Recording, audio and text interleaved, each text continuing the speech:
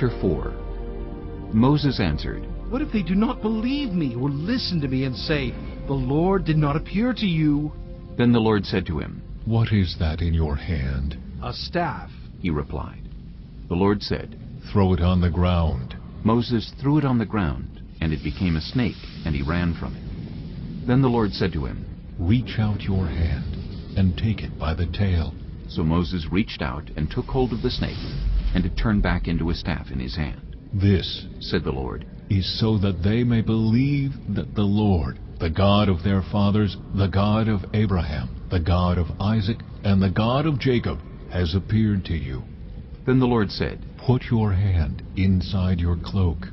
So Moses put his hand into his cloak, and when he took it out, the skin was leprous. It had become as white as snow.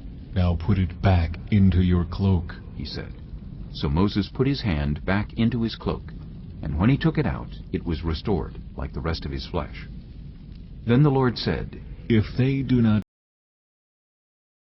believe you, or pay attention to the first sign, they may believe the second. But if they do not believe these two signs, or listen to you, take some water from the Nile, and pour it on the dry ground.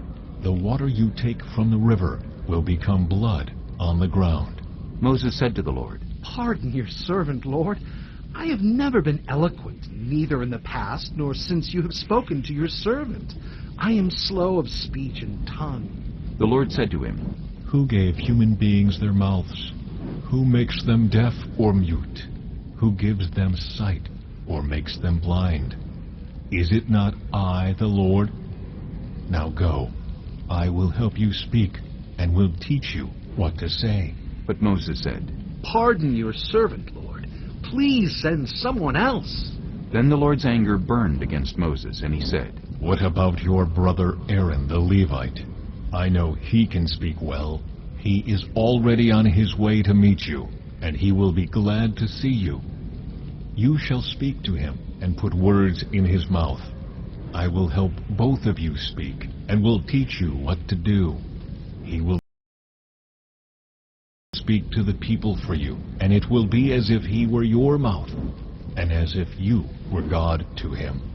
But take this staff in your hand, so you can perform the signs with it."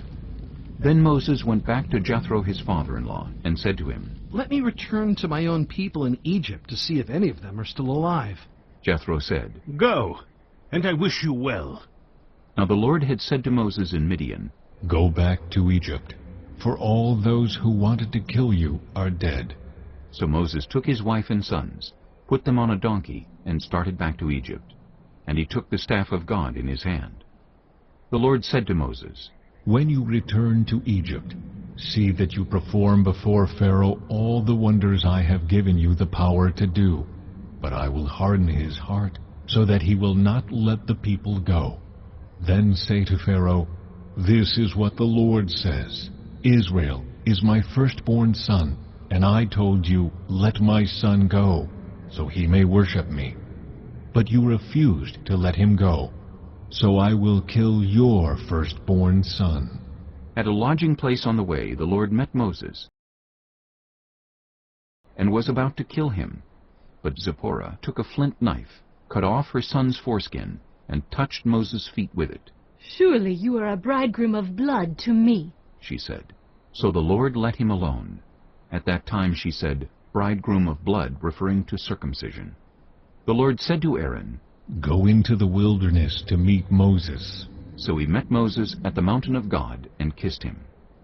Then Moses told Aaron everything the Lord had sent him to say, and also about all the signs he had commanded him to perform.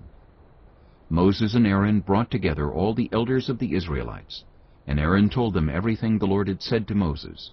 He also performed the signs before the people, and they believed.